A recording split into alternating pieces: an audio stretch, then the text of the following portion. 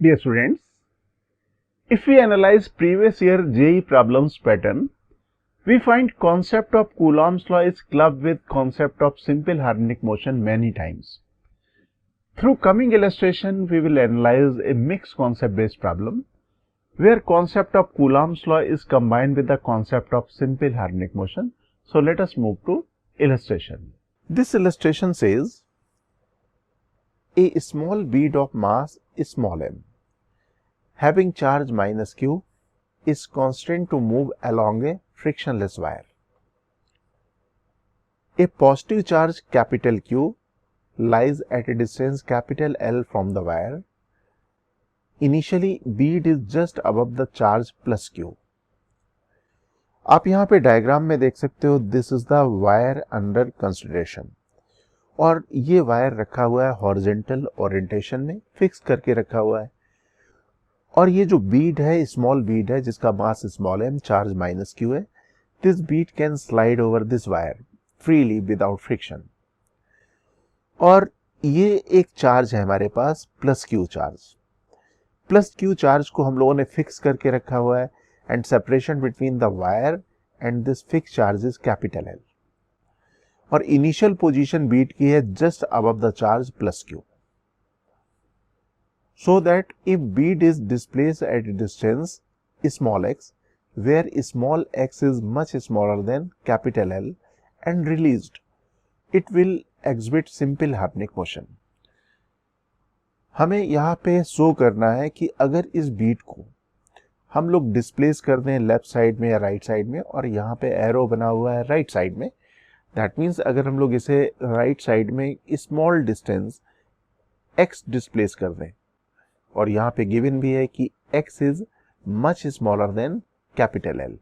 जो डिस्प्लेसमेंट है बीट का वो बहुत छोटा है, बहुत कम है in comparison to this dimension capital L, और यहाँ ले जाके छोड़ दें, रिलीज कर दें, तो हमें यहाँ पे प्रूव करना है कि ये जो बीट है वो सिंपल हार्मोनिक मोशन करने लगेगी स्लाइड करती हुई इस वायर में. Obtain an expression for the time period of the simple harmonic motion. और इस बीट के टाइम पीरियड ऑफ ऑसिलेशन को हमें कैलकुलेट करना है. तो मैं डायग्राम प्लेस करता हूं, इसे नेक्स्ट पेज में यहां पे रख देता हूं डायग्राम. यह है initial position of the bead just above the charge plus Q.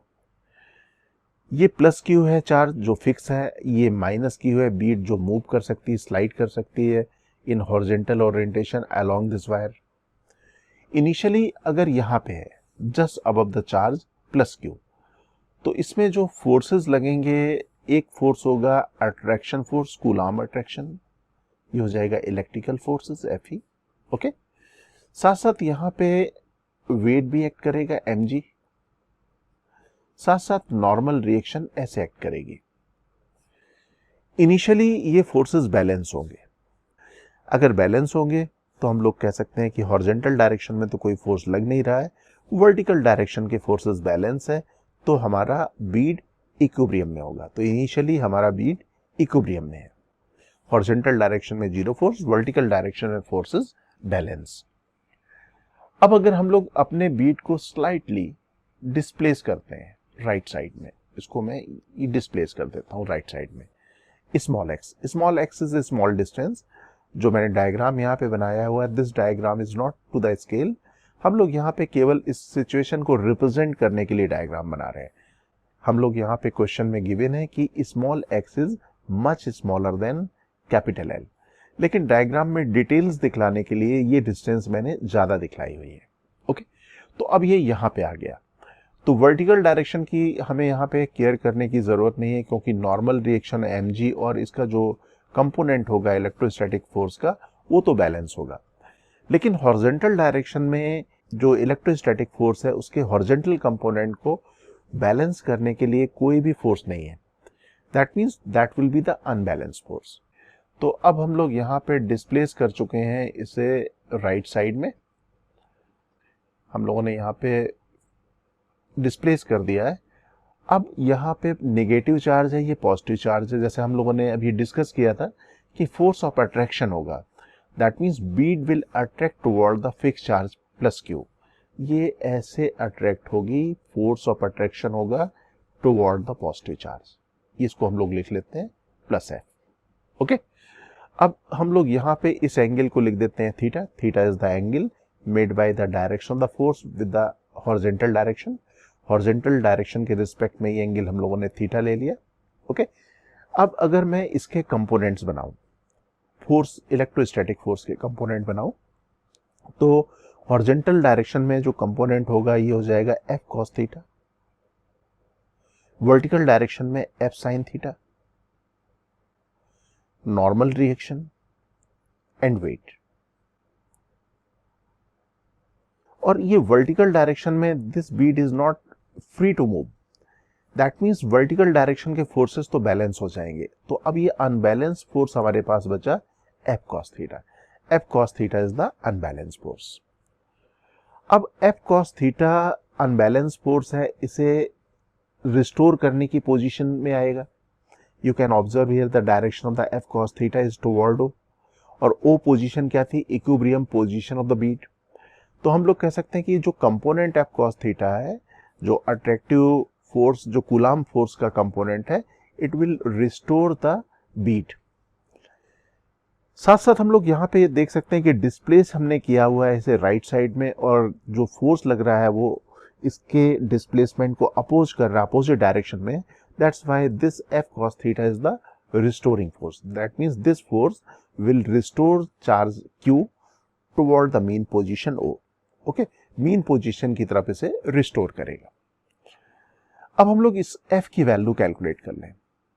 F is the coulomb force because of this charge and this charge. हम लोग इन चार्ज को पॉइंट चार्ज की तरह से ट्रीट कर रहे हैं।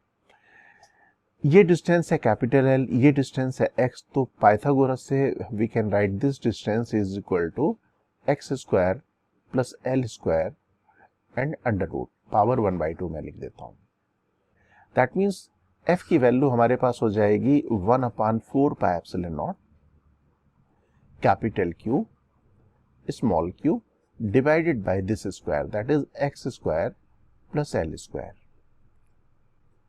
ओके, और cos थीटा के बारे में भी बात कर लेते हैं। cos theta you can observe here this is right angle triangle.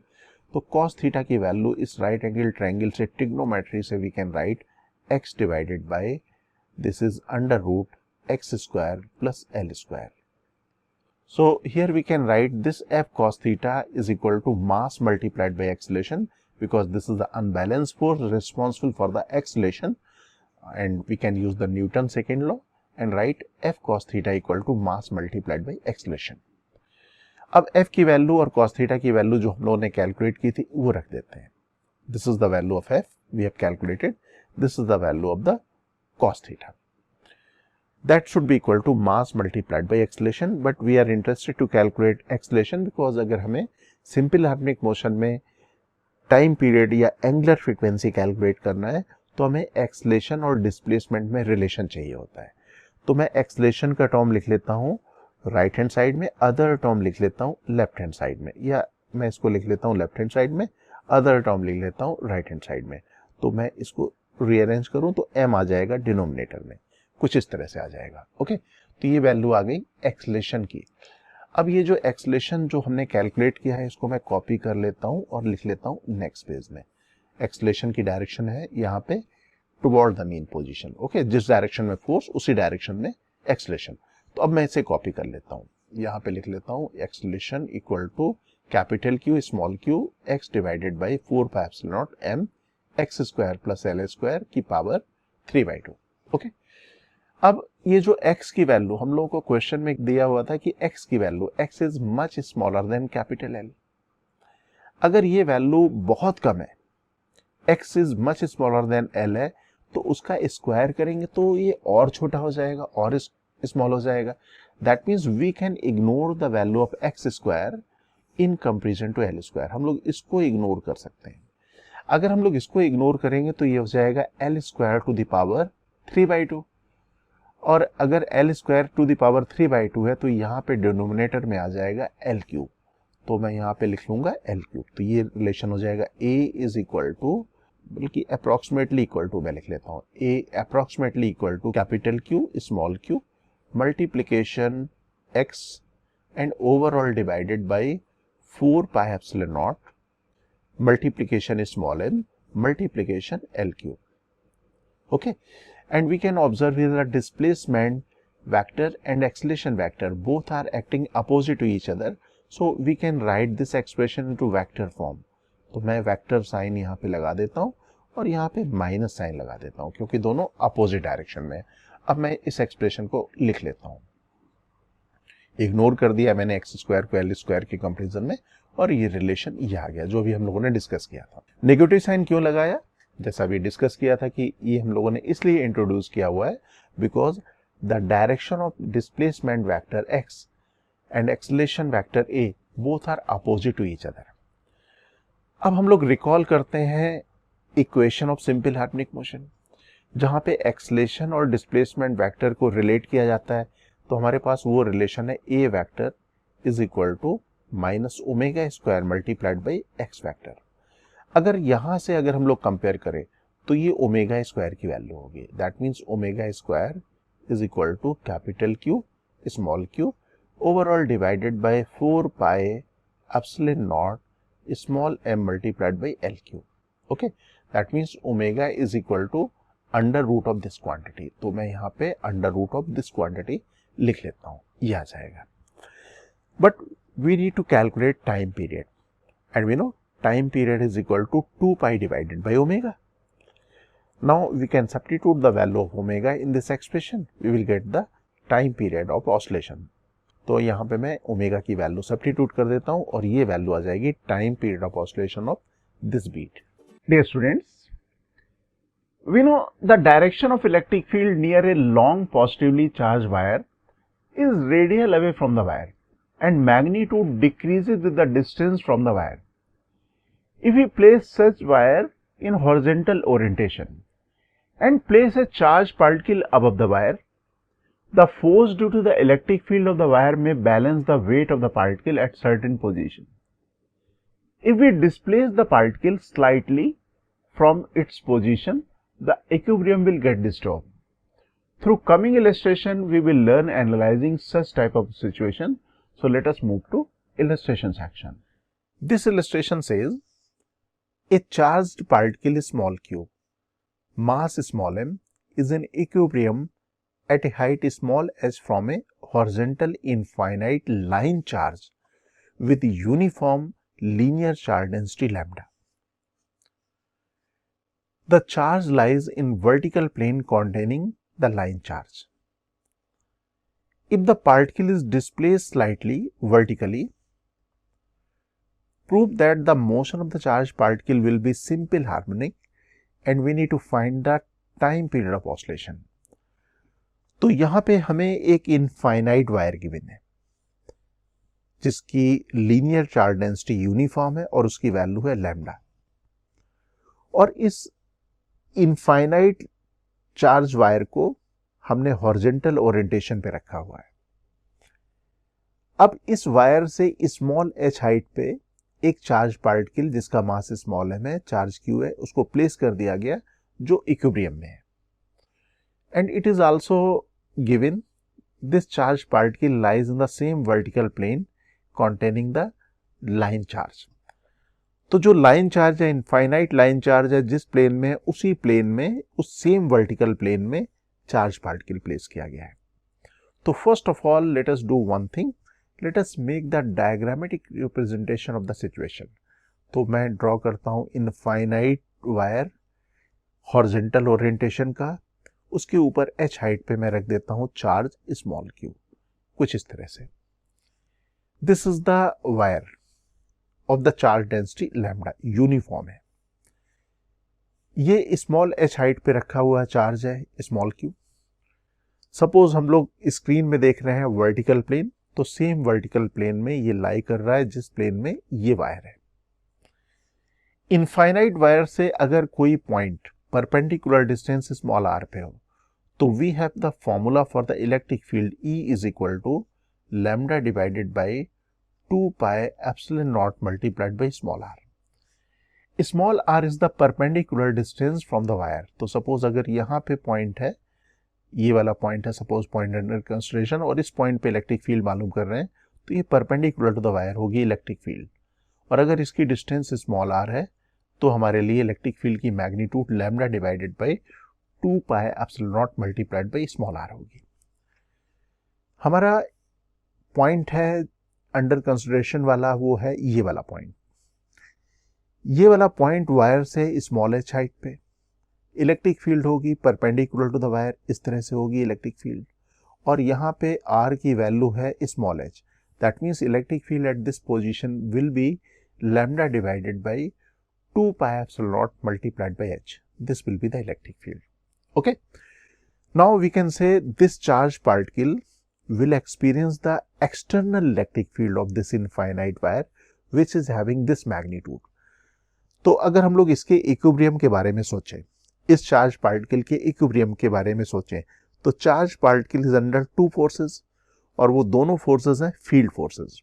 Field forces में एक तो ग्रेविटी फोर्स, दूसरा है electrostatic force. Because of this field, this electrostatic field will apply force on the charged particle in the vertical up direction, while gravity will apply force in the vertical downward direction. तो mg will act in the downward direction और upward direction में हो जाएगा q multiplied by e. This will be the force in the vertical upward direction.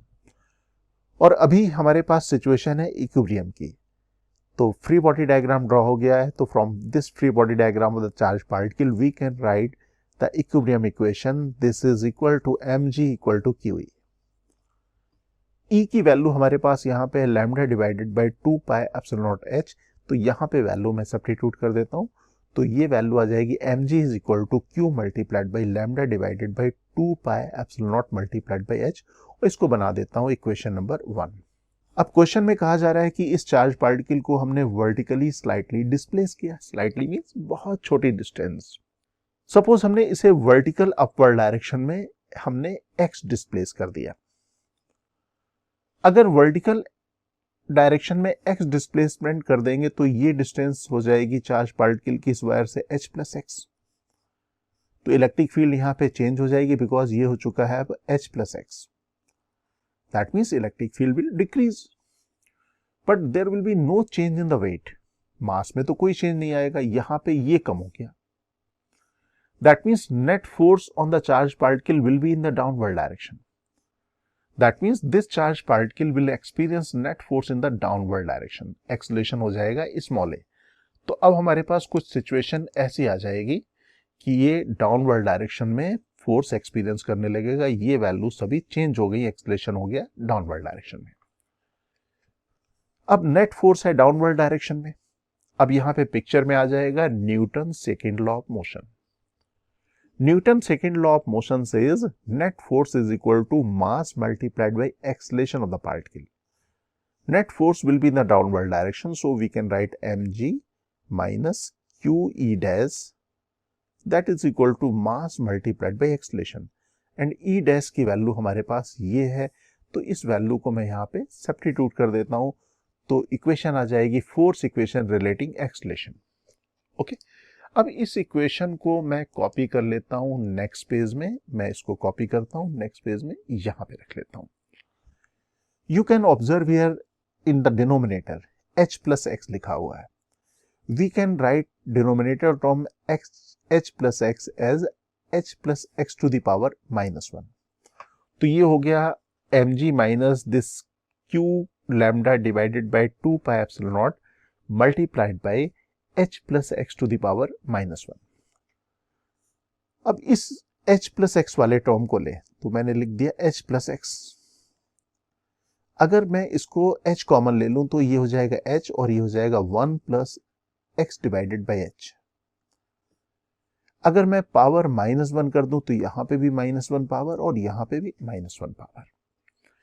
Question में given है कि x is small, slightly हमने displace किया हुआ है तो ये वैल्यू कम है।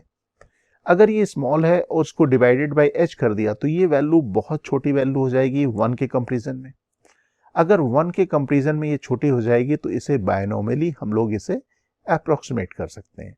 फिलहाल मैं ये वाले रिलेशन को यहां पे लिख लेता हूं, तो इक्वेशन मेरे पास ऐसी आ गई। अब ये जो लिखा हुआ है h to the power minus 1, इसको तो मैं डिनोमिनेटर में लिख लूंगा h, और ये जो पावर में -1 है तो अप्रोक्सीमेशन में यहाँ पे आ जाएगा -1। तो अब next term of the equation will be like this. अब यहाँ पे मैं मल्टीप्लाई कर दूंगा ये जो ब्रैकेट वाला जो टर्म है q lambda divided by 2 pi epsilon naught h को 1 minus x divided by s से। तो अगर इसे मल्टीप्लाई करूंगा तो एक टर्म आएगा ये 1 से मल्टीप्लाई होने के पास q lambda divided by 2 pi epsilon naught h, और ये माइनस माइनस प्लस हो जाएगा तो ये हो जाएगा q lambda divided by 2 pi epsilon naught h square multiplied by x। ये रिलेशन आएगा। ओके, अब इस इक्वेशन को मैं कॉपी कर लेता हूं नेक्स्ट पेज में। मैं यहाँ पे ये कॉपी कर लेता हूं। इस इक्वेशन को कॉपी तो कर लिया नेक्स्ट पेज में, लेकिन यहाँ पे ये वाला जो रिलेशन है, ये वाला जो रिलेशन जो जिसको मैं ब्रैकेट में ले रहा हूं, अगर आप इस इक्वेशन को एक बार ऑब्जर्व करो तो इक्वेशन नंबर 1 जो हम लोगों ने इक्विलिब्रियम की इक्वेशन लिखी थी, ये इक्वेशन एग्जैक्टली सेम इक्वेशन है। mg is equal to q lambda divided by 2 pi epsilon naught multiplied by h। That means हम लोग ये इस इक्वेशन में ये और ये कैंसिल आउट कर सकते हैं। ये दोनों मैंने कैंसिल कर दिया। अगर ये दोनों कैंसिल कर दिए तो अब इक्वेशन आ गई ma is equal to q lambda divided by 2 pi epsilon naught h square multiplied by x। ये इक्वेशन आ गई। इसको थोड़ा सा रीअरेंज कर लेते हैं। अगर रीअरेंज करेंगे तो इक्वेशन बनेगी, क्योंकि मुझे एक्सलेशन और डिस्प्लेसमेंट में इक्वेशन चाहिए, तो मैं यहाँ पे लिख लेता हूँ acceleration is equal to q lambda divided by 2 pi epsilon naught multiplied by h square multiplied by small m multiplied by x। मैंने m को डिवाइड कर दिया। अब अगर हम लोग यहाँ पे देखें डायग्राम में, तो डायग्राम में डिस्प्लेसमेंट मैंने किया हुआ है अपवर्ड डायरेक्शन में, एक्सलेशन है यहाँ पे डाउनवर्ड डायरेक्शन में। दैट मीन्स अगर हम लोग वेक्टर रिलेशन की बात करें तो we will find the vector relationship between the acceleration vector and displacement vector, both are opposite to each other. इसका मतलब हम लोग अगर इक्वेशन को इस इक्वेशन को वेक्टर फॉर्म में लिखेंगे, एक्सलेशन वाली इक्वेशन को, तो इक्वेशन में नेगेटिव साइन आ जाएगा यहाँ पे।